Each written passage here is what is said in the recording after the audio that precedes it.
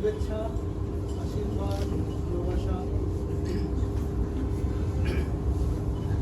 আমার শিল্প জীবনে আমার জীবন বৈচিত্র্যময়। আমার জন্ম বীরভূমের এক প্রত্যন্ত গ্রামে। কেউ কোনোদিন ভাবেনি যে ওই রকম একটা গ্রাম থেকে আমি আজকে এই জায়গায় এসে পৌঁছাবো। এটা একটা খুবই আশ্চর্যজনক। তো আমি শান্তিনিকেতনে ওই যে বললো রামকিঙ্কর বেদ, উনি ছিলেন আমার মাস্টারমশাই এবং উনি আমাকে ছেলের মতো স্নেহ করতেন। এবং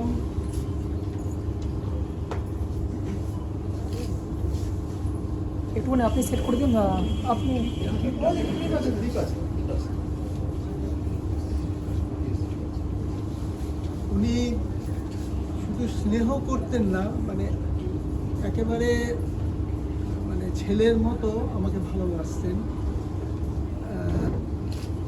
বাবার এবং রামকিঙ্কর দার জন্ম একই বছরে একই মাসে, শুধু দিনটা একটু এদিক ওদিক। তো এই জন্যে ওনাকে আমি খুব খুব স্নেহ, মানে ওনার স্নেহের একটা ছেলের মতো আমি ওনাকে, উনি আমাকে আদর করতেন, ভালোবাসতেন এবং প্রতি মুহূর্তে আমার কাজ দেখতেন এবং কাজ নিয়ে নানান রকম উনি মন্তব্য করতেন, ভেঙে দিতেন। এইভাবে ওনার কাছ থেকে আমি শিক্ষা পেয়েছি। সবথেকে আশ্চর্য হলো, উনি যখন ইউনিভার্সিটিতে ঢুকতেন, আমি যেখানে কাজ করতাম আগে একদম স্ট্রেট এসে সেখানে চলে যেতেন যে আমি কি করছি দেখি। আমি হয়তো কোনো কারণে বাথরুমে গেছি, ওখানে নেই, তো উনি পাশের একটা ছেলেকে ডেকে বলেন, এই শোন শোন, তারক কোথায় রে, একটু ছিল তো, দেখ দেখ দেখ। সবাই খোঁজাখুঁজি শুরু করে দিল। আমি গেছি হয়তো হোস্টেলে গেছি সেখানে, তো ওখানে সব ছেলেরা যাও যাও, কিঙ্করদা তোমাকে খোঁজ করছে। কী হয়েছে, কোথায় গেছিলে? বলে যেতে পারো না। তো এইভাবে আর কি, মানে উনি অসুস্থ হয়ে গেছেন হসপিটালে, সামার ভ্যাকেশন, তখন আমি বাড়িতে গ্রামে চলে গেছি। তো যিনি প্রিন্সিপাল ছিলেন দিনকর কৌশিক, তো উনি কৌশিকদাকে বলছেন, ওই সবাই আসছে, তারককে দেখছি না তো। তো উনি তখন বললেন যে না, ও তো এখন বাড়ি গেছে, গ্রামের বাড়িতে গেছে। না না না, ওকে এক্ষুনি নিয়ে এসো। তো সেই কৌশিকদা ছেলে বিজয়, সে গাড়ি করে, পুরো গাড়ি নিয়ে চলে গেল সেই আমার গ্রাম থেকে, গ্রামে গিয়ে ওখান থেকে নিয়ে এলো। তখন বাবাও খুব অসুস্থ ছিল, তো ওই জন্যই আমি গিয়েছিলাম। যাই হোক, তখন বাবা আমাকে বললো, যা যা তুই যা, আমি ঠিক হয়ে যাবো, আমার জন্য ভাবিস না।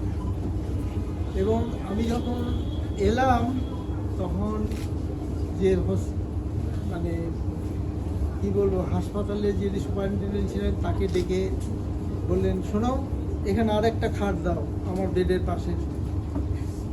তাহলে বুঝতে পারছো, মানে এতটাই আমাকে স্নেহ করতেন। মানে উনি অসুস্থ, ওনার খাটের পাশে আমাকে আর একটা খাট দিতে হবে এবং ওনাকে সারাক্ষণ পাশে থাকতে হবে। তো এটা হচ্ছে আমার সৌভাগ্য। শেষে যখন মারা গেলেন, এখানে পিজিতে ওনাকে রাখা হয়েছিল এবং উনি চাননি যে এখানে ওনাকে রাখা হোক, ওকে শান্তিনিকেতনে যেতে চাইছিলেন। অনেকবার রিকোয়েস্ট করেছিল, কিন্তু কোনো ডাক্তার পারমিশন দিল না, কারণ বলছে যে ওনাকে নিয়ে যেতে গেলে উনি রাস্তাতেই মারা যাবেন, এমন অবস্থা। তো সেই অবস্থার মধ্যে তো আমি প্রতিদিন ওখানে ওনার সঙ্গে দেখা করার জন্যে ওনারা আমাকে একটা কার্ড দিয়েছিল, আমি এনি টাইম ওখানে যেতে পারি, সে রাতে হোক সকালে হোক যে কোনো সময়, সেই রকম একটা পারমিশন কার্ড। তো আমি সবসময় যেতাম, বসতাম এবং উনি সারাক্ষণই শুধু আমাকে বলতেন যে তুই আমাকে নিয়ে চল এখান থেকে, আমি তো বাঁচবো না, আমি এখানে আমার দম বন্ধ হয়ে আসছে। যাই হোক, সেখান থেকে তো ডাক্তাররা পারমিশন দিল না। যখন মারা গেলেন যেদিন, সেদিন আমি অনেক সকাল সকাল গেছি। এমনিতে আমি যেতাম 10:30 11টার সময়, সেদিন আমি 8:30টার সময় গেছি। উনি দেখছি কোনো কথা বলছেন না, শুধু তাকিয়ে আছেন আর চোখ দিয়ে জল গড়িয়ে পড়ছে, আর আমার হাতটাকে চেপে ধরে আছেন। তো আমি কিঙ্কোদাকে জিজ্ঞেস করছি, কী হয়েছে কিঙ্কো, কথা বলছেন না কেন? শুধু মুখ একদম তাকিয়ে আছেন, একটা কথা নেই। আমি সঙ্গে সঙ্গে নার্সকে বললাম, ডাক্তার এলো, ডাক্তার বললো যে ওনার সময় হয়ে এসছে, ওনারা ইয়ে করা যাবে। তাই উইদিন 15 মিনিটস উনি চলে গেলেন। এবং আমার হাতটা যে ধরেছিল একদম চেপে, সে ছাড়েনি হাতটা। তারপর মারা যাওয়ার পর নার্স এসে হাতটাকে খুলে দিল। এইভাবে আমি ওনাকে পেয়েছি, এবং এত আন্তরিকতা ছিল, ওনার আশীর্বাদ ছিল। এবার আমি একটু কাজ নিয়ে বলি।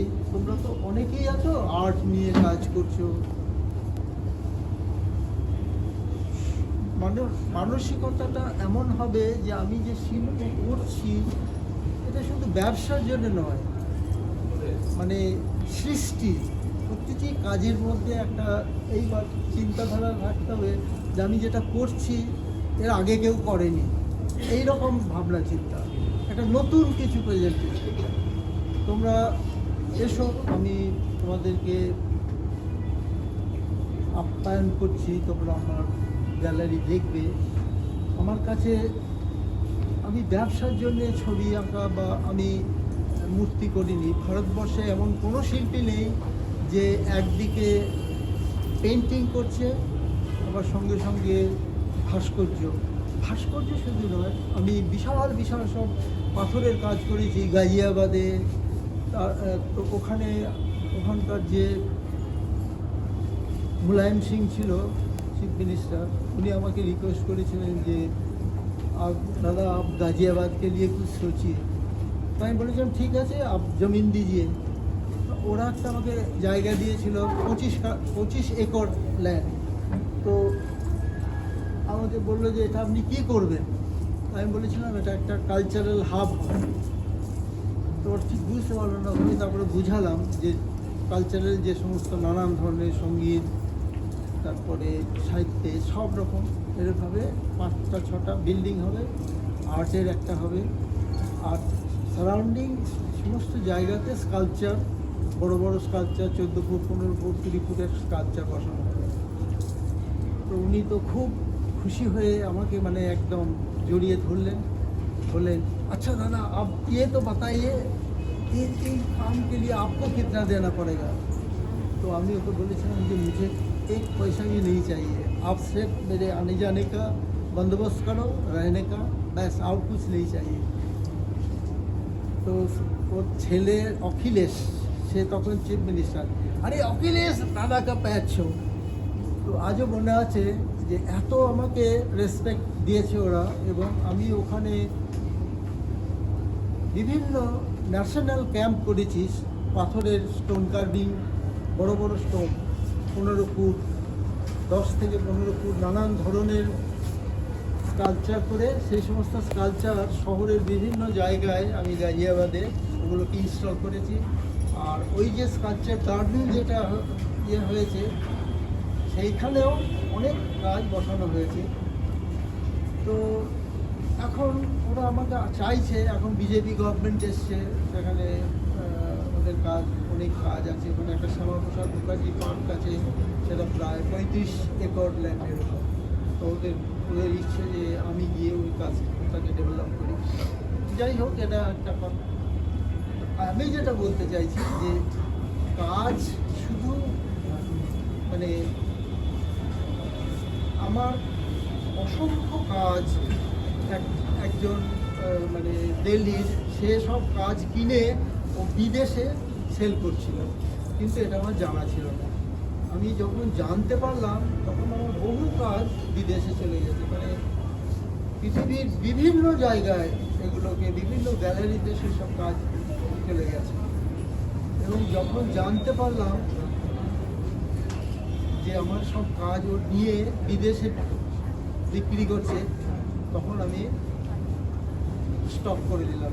আমি বললাম আমি আর কাজ দেবো না, কারণ আমি আফটার মাই ডেথ আমার কাজ যদি এখানকার জেনারেশন, এখানের ছেলে মেয়েরা যদি দেখতে না পায়, তাহলে আমার কাজ করার তো কোনো অর্থই হয় না। তখন national gallery of modern art, সবাই শুনে জানো বোধহয় তোমরা, ভারতবর্ষের যে গ্যালারি, ওর যে ডিরেক্টর ছিল আনিস ফারুকি, ও আমার খুব ভালো বন্ধু, আমাকে ভীষণ রেসপেক্ট করতো, মানে কাজ হয়ে আলোচনা করতো। ফারুকি একদিন আমাকে বললো যে দাদা, ওদের কাছে আমার 20-25টা কাজ আছে, আমি কাজ বিক্রি করছি না। তখন আমাকে বললো যে দাদা কাজ দিচ্ছেন না কেন? তো আমি বললাম যে আমার সমস্ত কাজ বাইরে চলে যাচ্ছে, বিদেশে ফরেনাররা আমার কাজ ভীষণ লাইক করে, ওই জন্য ওরা সব কিনে দিচ্ছে। তো ওই জন্য আমি আর কাজ কোথাও দিচ্ছি না বা এক্সিবিটও করছি না। তখন উনি আমাকে কথা দিলেন যে ঠিক আছে, আপনি যত কাজ আপনার আছে সমস্ত কাজ আমরা কিনব, ন্যাশনাল গ্যালারি সেই কাজ কিনবে, এবং আমার নামে ওরা একটা বিল্ডিং করবে আলাদাভাবে, এবং সেখানে লেখা থাকবে তারকগড়াই গ্যালারি। তো আমার দুর্ভাগ্য যে সেটা মাঝপথে উনি হঠাৎ করে স্ট্রোকে মারা গেলেন, এবং উনি মারা যাওয়ার ফলে এই ব্যাপারটা থেমে গেছে। যদিও নেক্সট পার্সন যারা আসছে, পরপর চেঞ্জ হলো কয়েকজন, এবং তারা প্রত্যেকেই বলেছে যে হ্যাঁ স্যার আমরা কাজ রাখবো, আপনার কোনো চিন্তা নেই, আমরা, কারণ আপনি আমাদের কাজ একসঙ্গে সব দেবেন, এটা একটা বিরাট আমাদের সৌভাগ্য, আমরা সব কাজ রাখবো এবং ওইভাবেই হবে। তো সেইভাবেই এখন প্রসেসিং হচ্ছে, আর্কাইভ তৈরি হচ্ছে, মানে আমার যত স্কালচার আছে সেই সমস্ত কয়েকশো স্কালচার, পেন্টিংস আছে, কয়েক হাজার ড্রয়িংস আছে, সব 3খানা বই আকারে বের করা হচ্ছে। ওইগুলো কমপ্লিট হয়ে গেলে ওরা সমস্ত কাজ নিয়ে গিয়ে ওখানে রাখবে। আর একজন ওখানে দিল্লিতে কিরণ নাদার মিউজিয়াম হয়েছে, যেটা এই ন্যাশনাল গ্যালারি 3 টাইমস বিশাল। ওর যে হাজবেন্ড কিরণের, শিব নাদার, ওগুলো ভারতবর্ষের এখন ফাইন্যান্সিয়ালেতে 1 নম্বরে। ও কোনোভাবে জানতে পেরেছে যে আমি কাজগুলো সব ওদেরকে দিয়ে দেবো, ন্যাশনাল গ্যালারিকে দেবো, মানে গিফট না, ওটা পয়সা দেবে, যা ভ্যালুয়েশন করে সেটা টাকা। তো সেটা বড় কথা না, কাজগুলো যে রাখবে। তো শিব দাদা তখন আমাকে ফোন করে বললো, দাদা আপনি একটা কাজ করতে দেবেন না, আমি আপনার সমস্ত কাজ রাখবো, যতগুলো ফ্লোর লাগে আমি রাখবো। তো এই অবস্থায় এখন পড়ে আছে, এখন দেখা যাক কী হয়। এখন কাজ চলছে, যা সব আর্কাইভ 50% হয়ে গেছে, ভালো হচ্ছে। তো আমি যেটা বলতে চাইছি যে ছবি আঁকা, স্কাল্পচার করা, মানে এই নয় যে আমি একটু করে করলাম, মানে আমি এখনও স্টিল, আমার এই 83 বছর চলছে আমার বয়স, এখনও আমি প্রতিদিন 8 থেকে 10 ঘন্টা করে কাজ করি। এবং কী বলবো, যে আমি কাজ যদি না করতে পারি তাহলে সেদিন আমার ঘুম আসে না, মনে হয় ইস আমার একটা দিন নষ্ট হয়ে গেল। এই ব্যাপারটা যতক্ষণ না আসবে ততক্ষণ পর্যন্ত কিন্তু আমরা কাজ করে সেইভাবে।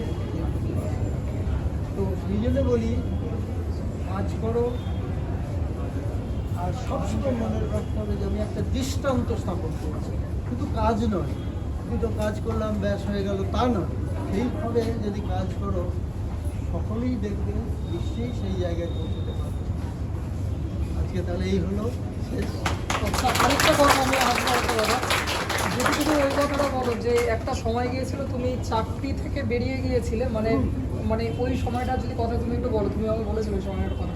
না, আমি একটা সময় যখন ওখান থেকে শান্তিনিকেতন থেকে কলকাতায় এলাম, তখন বাবার সঙ্গে আমার কন্ডিশন ছিল যে তুমি পাস যখন করে যাবে তারপরে কিন্তু তুমি আমার থেকে টাকা পয়সা নেবে না। তো আমি সেটাতে মানে বাবার পা ছুঁয়ে প্রতিজ্ঞা করেছিলাম, এবং যখন আমি পাস করলাম শান্তিনিকেতনকে কলাবন্ধে পাস হলাম, এবং তারপর তখন আমার মাত্র 300 টাকা। আমি ওই টাকা নিয়ে কলকাতায় চলে এলাম। কলকাতায় এসে একটা ইন্টেরিয়র ডেকোরেশন ফার্ম, সেটাও ভারতবর্ষের বৃহত্তম ফার্ম নেক্সাস। তো ওখানে কমল মজুমদার ছিলেন ডাইরেক্টর। তো উনি আমার সঙ্গে কথা বললেন যে তুমি যদি এখানে কাজ করো, ভালো কাজ হয়, তো তোমাকে পারমানেন্ট করো। যাই হোক, আমার কাজ দেখে উনি খুশি হলেন, এবং ওখানে আমি ছিলাম 3 বছর, 2.5 বছর মতো কাজ করেছিলাম। তো কিন্তু ওরা আমার কাজ দেখে এত খুশি হয়েছিল যে মানে আমি যা বলেছি, এবং মজুমদার আমার নতুন নতুন সেই